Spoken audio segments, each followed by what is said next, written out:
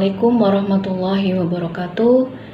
Apa kabar ayah dan bunda dan juga anak-anakku yang solih dan solihah. Mudah-mudahan kita semua dalam lindungan Allah Subhanahu wa Ta'ala. Amin, Allahumma amin.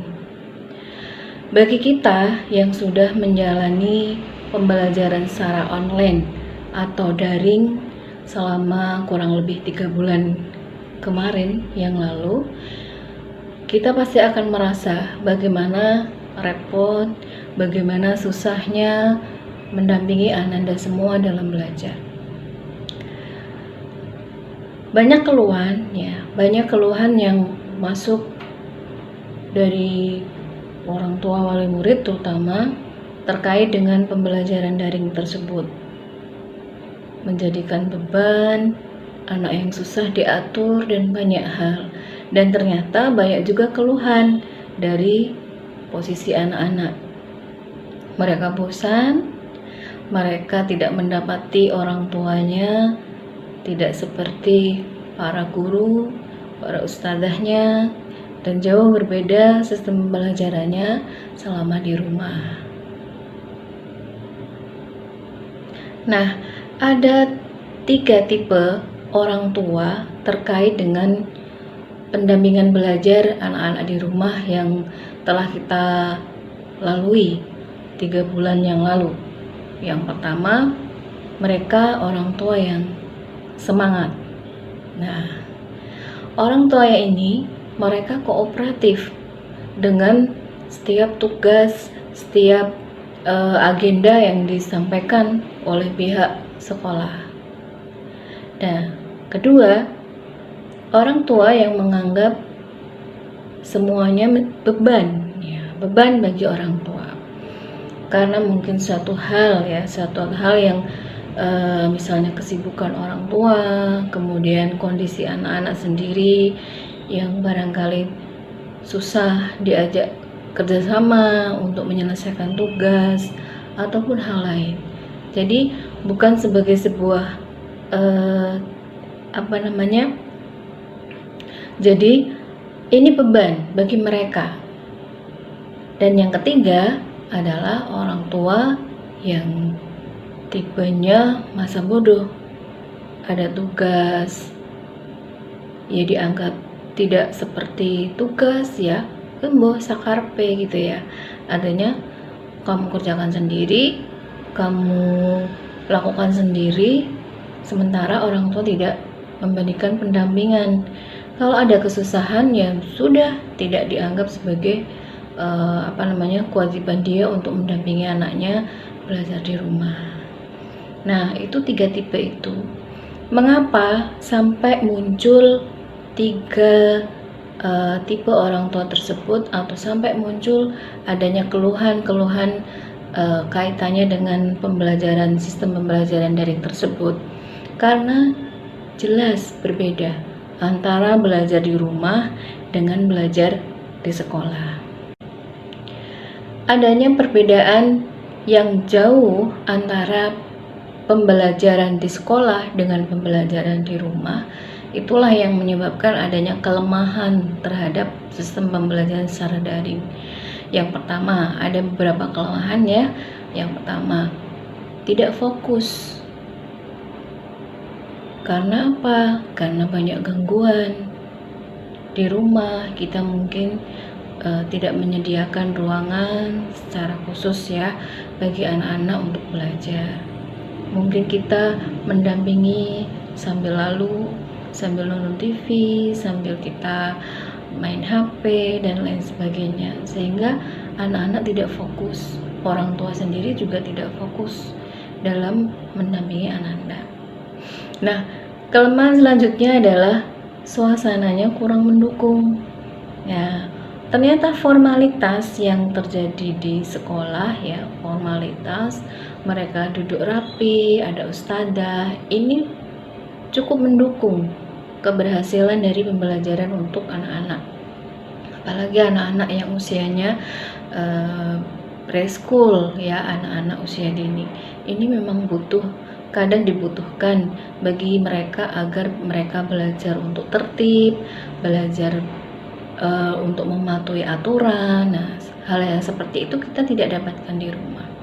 Dan yang selanjutnya adalah motivasi rendah dari diri anak sendiri, merasa di rumah itu libur, dan juga dari pihak orang tua. Nah, pihak orang tua kaitannya dengan tadi, bagaimana tipe dia yang masa bodoh atau masa bukan masa bodoh, tapi bagaimana orang tua males gitu ya. Sudahlah, di rumah ya di rumah, seperti itu. Selanjutnya, kelemahan selanjutnya dari sistem ini adalah kurang adanya pengawasan, terutama bagi ayah dan bunda kita yang bekerja di luar. Sehingga meskipun ada istilah work from home, ya orang tua tetap fokus dengan pekerjaannya, bukan fokus dengan pembelajaran anak-anak di rumah. Sehingga ketika kita yang bekerja di luar, itu ketika pulang sudah dalam kondisi yang capek dan tidak maksimal dalam pendampingan belajar anak-anak di rumah. Dan yang terakhir, kelemahannya adalah adanya miskomunikasi, adanya komunikasi yang salah gitu ya antara anak dan orang tua. Nah, di sini seringkali fatalnya di sini gitu ya. Artinya selama ini barangkali komunikasi anak dengan orang tua itu memang tidak begitu bagus. Sehingga dalam pendampingan belajar yang cukup lama ya, 3 bulan ini, orang tua seringkali akhirnya panas ya, jadi marah, jadi tertekan sendiri mereka gitu ya. Kita ini orang tua kadang seperti itu. Kaitannya dengan itu misalnya contoh miskomunikasi, misalnya orang tua dengan kata yang tegas atau mungkin sedikit keras, nah, anak menganggap orang tua marah. Akhirnya apa? Anak mungkin justru ngambek, tidak mau melakukan tugas-tugas dari sekolah. Itu tadi kelemahan ya, kelemahan dari learning from home atau belajar daring, belajar online dari jarak jauh. Jauh kan perbedaannya antara belajar di sekolah yang sangat formal ya, yang formal, dengan belajar di rumah. Dan itu tadi beberapa kelemahan yang barangkali nanti kita bisa siasati bagaimana mengurangi kelemahan itu dan menjadikan kekuatan yang kita miliki ini menjadi kekuatan semangat untuk mendampingi anak-anak belajar di rumah. Ada beberapa tips, bukan tips, tapi bagaimana caranya kita bisa tadi keluar dari masalah kelemahan tadi gitu ya. Karena banyak hal yang menyebabkan kelemahan tadi muncul, terutama dalam diri kita ini, ayah dan bunda. Ada 6 kecerdasan atau paling enggak kemampuan yang harus dimiliki oleh orang tua yang harus kita upgrade. Apa saja? Yang pertama adalah kaitannya dengan kecerdasan teknologi. Kaitannya dengan penggunaan IT, handphone, aplikasi-aplikasi baru yang barangkali kita memang butuh. Kemudian laptop, mungkin ada sistem kita mungkin harus searching hal-hal yang kaitannya dengan pembelajaran anak. Nah, itu teknologi, pemanfaatan teknologi yang ada. Jangan sampai orang tua gaptek ya, jadi tidak tahu apa-apa tentang HP-nya, justru anak-anak yang menguasai. Nah, ini cukup berbahaya juga ya, ayah dan bunda. Nah, yang kedua adalah kecerdasan kontekstual. Kecerdasan kontekstual ini adalah kecerdasan bagaimana kita memahami situasi dan kondisi yang ada di sekeliling kita. Contohnya, bagaimana anak itu bisa diem saat dia menangis meronta-ronta karena tidak mau mengerjakan tugasnya. Pahami situasi-situasi seperti itu selama sebelum pembelajaran, bagaimana kita mengatasi hal yang seperti itu. Dan kondisi-kondisi yang sama biasanya akan terulang, dan itu bisa kita manfaatkan pada kondisi ketika kita sedang mendampingi mereka belajar. Yang ketiga adalah kecerdasan sosial emosional, ya, sosial emosional intelligence. Saat ini ada sistem social distancing, ya, di mana pembatasan sosial yang berada. Tapi bagaimana kita bisa tetap cerdas gitu ya, mengatasi hal-hal yang terkait dengan social distance ini. Tidak berlebihan, kita tetap menjaga protokoler dan lain sebagainya. Dan yang keempat adalah bagaimana kecerdasan generatif kita itu juga diupdate. Apa itu? Kecerdasan menangkap peluang. Peluang apa? Semuanya, semua hal. Peluang bisnis bisa bagi ayah dan bunda, dan peluang bagaimana kita masuk ke anak sehingga kita bisa merembut hatinya, bisa mengajak dia untuk bekerja sama dengan kita untuk belajar bersama. Dan yang selanjutnya adalah kecerdasan eksploratif transformasi. Itu apa? Kecerdasan mengeksplor hal-hal baru. Kalau kaitannya dengan pembelajaran anak, bagaimana? Metode apa yang anak itu suka? Metode apa yang sekiranya bisa kita pakai untuk mendampingi mereka? Kalau dengan membaca bosan, kita putarkan video. Kalau ternyata video gagal, kita perdengarkan dengan HP, suara, voice, ataupun apa, dan lain sebagainya. Jadi menangkap peluang seperti hanya kita memahami kondisi anak yang bisa kita ajak untuk bekerja sama itu kapan. Nah itu gitu ya. Dan yang keenam adalah kecerdasan moral. Nah ini harus tetap kita kedepankan. Bagaimana susahnya kita memahami moralitas ini ya, bagaimana kita memahami anak-anak, beratnya beban mereka jauh dari teman-teman, jauh dari para ustadzahnya atau para gurunya. Ini juga kita perlu memahami hal tersebut. Nah, bagaimana biar learning from home atau pembelajaran daring ini di rumah itu bisa kita jalankan dengan baik, dengan dengan senang hati, dengan bahagia, bahasanya seperti itu. Ada beberapa langkah nih. Nah, kita tentukan langkah-langkahnya. Apalagi ini persiapan untuk semester baru. Yang pertama, kita harus punya jadwal harian untuk anak. Dari bangun pagi misalnya, atau cukup misalnya kapan dia belajar, kapan dia main, itu kita tentukan. Buat kesepakatan di sini. Selanjutnya, sediakan ruangan. Tidak perlu harus ruangan yang luas, kita bisa pakai ruang kamar anak. Kita bisa pakai ruang tamu atau ruang keluarga. Di situ ada misalnya ada TV dan lain sebagainya, bisa pakai. Hanya ketika jadwal anak belajar, maka harus matikan. Buat ruangan senyaman mungkin ya, sehingga anak-anak juga nyaman. Yang ketiga adalah tentukan tujuan atau sasarannya. Ayah dan bunda, bapak ibu itu sebenarnya mau apa? Mau meraih nilai atau mau meraih bintang untuk anak-anak, misalnya tentukan seperti itu. Nah, saya arahkan di sini adalah tujuannya kita adalah pada prosesnya. Di situ justru lebih membawa efek yang positif bagi anak.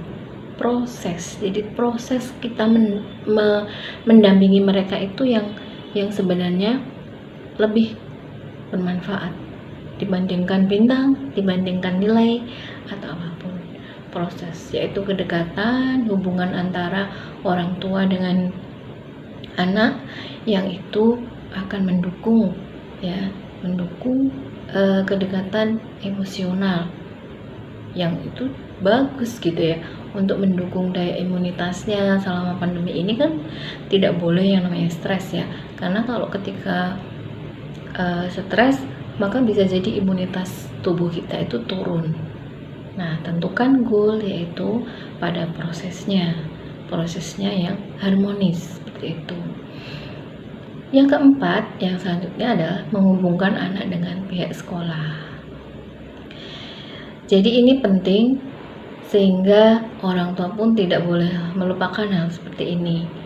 Juga mungkin kerjasama dengan para ustadzah, bagaimana memotivasi Ananda yang belajarnya secara daring gitu ya. Mungkin sesekali vikol dengan teman-teman, vikol dengan ustadzah, ini sangat perlu. Dan yang kelima, begini ya, terutama bagi orang tua adalah menyiapkan fasilitas. Apa sih fasilitasnya? Ya HP kita ketika memang sedang belajar maka kita menggunakan itu sebagai fasilitas. Kuota ya, atau wifi, itu juga termasuk dari sisi fasilitas. Nah, sebelum berakhir ada beberapa tips yang bisa kita ikuti selama mendampingi anak belajar di rumah. Nah, setelah tadi kita tahu langkah-langkahnya ya, langkah-langkah kita menyiapkan untuk belajar daring, ada beberapa tips yang barangkali bisa kita lakukan. Yang pertama, memahami gaya belajar anak. Itu penting. Karena apa? Kita akan tahu di mana sebenarnya posisi gaya belajar mereka. Apakah mereka visual? Berarti kalau anak-anak visual maka harus ada visual yang mereka lihat, misalnya dengan membaca, dengan gambar, ilustrasi, atau dengan video, misalnya seperti itu. Atau tipe yang kedua nih, yaitu anak-anak yang auditori. Anak-anak auditori ini dia belajar melalui kebanyakan melalui apa yang dia dengar.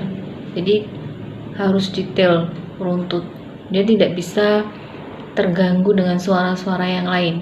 Biasanya ketika anak-anak auditori ini belajar atau membaca, maka dia akan mengeluarkan suara atau bergumam. Nah, ini para orang tua juga harus cukup paham dengan hal seperti ini, sehingga bisa menciptakan lingkungan atau suasana yang aman, yang tenang ya bagi mereka. Dan gaya yang terakhir adalah gaya kinestetik. Dia harus menulis gitu ya. Jadi tipe anak seperti ini dia tidak bisa diam.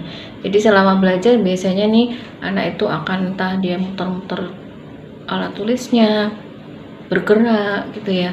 Nah, hal yang seperti itu memang harus kita pahami. Kemudian tips yang kedua adalah batasi lama belajarnya. Setelah tadi ada langkah kita menentukan jadwal anak, di situ kan ada jam belajar. Nah, jam belajarnya ini kita harus batasi. Berapa menit kira-kira mereka? Secara umum, anak itu bisa konsentrasi penuh adalah sekitar 10-30 menit. Nah, kalau sudah 30 menit lebih, bisa jadi konsentrasi mereka akan mulai buyar. Apalagi kalau suasana tidak mendukung, ribut gitu ya, adiknya mengganggu dan lain sebagainya. Itu cukup menjadi masalah bagi anak-anak. Setelah 10-30 menit, kita kasih jeda. Ya, kita jeda. Kemudian cukup, setelah kita merasa cukup misalnya, kita ajak mereka untuk kembali belajar lagi. Dan yang keempat adalah sabar. Nah, ini di sini biasanya poin di sini yang sangat susah bagi kita, bagi orang tua, bagi ayah dan ibu bagi ayah dan bunda semua. Di sini poin yang sangat berat, sabar. Dalam bukunya Fauzil Adim ya, Ayah dan Bunda, ada 7 kunci sukses dalam mendidik anak. Di situ yang pertama disebutkan jangan marah. Yang kedua, jangan marah. Yang ketiga, jangan marah. Ya, ada sampai 4 atau 3 kali disebutkan jangan marah. Nah, itu artinya apa? Bersabar. Nah, ini poin yang susah bagi orang tua. Karena mungkin capek, pulang kerja capek, atau mungkin juga ngurusi adik-adiknya atau keluarganya yang lain, sehingga secara emosi kita tidak bisa stabil. Akhirnya yang muncul adalah marah. Kita pengen tegas, tapi yang diterima anak tadi jadi miskom gitu ya. Yang diterima oleh anak bahwa bunda marah, mama marah gitu ya, ayah marah, sehingga muncul meme bahwa ternyata apa? Ternyata ustadzahku tidak segala ibuku, misalnya seperti itu, atau ternyata ibuku lebih galak dari ustadzahku. Seperti ini tidak boleh terjadi. Yang terakhir adalah tips yang terakhir adalah teladan yang baik, teladan bagi anak-anak. Nah, ayah dan bunda yang dirahmati oleh Allah, sebenarnya Allah punya maksud tertentu dalam menurunkan COVID-19 sebagai wabah di negeri ini ya, di bumi ini. Salah satunya adalah agar orang tua itu kembali kepada keluarganya. Itu yang terpenting. Jadi inilah yang terpenting, hikmah, salah satu hikmah kenapa ada COVID-19 ini, ada pandemi ini, ada wabah ini adalah back to family. Ayah bunda, pesan saya yang terakhir adalah berikan edukasi yang positif terhadap new normal. Ajarkan mereka bagaimana mencuci tangan yang benar, bagaimana mereka menjaga jarak, social distancing dan lain sebagainya gitu ya, sehingga mereka bisa paham betul bagaimana mereka harus, apa yang harus mereka lakukan saat suatu saat nanti harus masuk ke sekolah. Dan yang terakhir, pesan juga untuk ustazah, sesuaikan tugas-tugas ananda, jangan sampai memberatkan anak-anak dan juga mungkin memberatkan orang tua. Terima kasih, mudah-mudahan bermanfaat bagi semua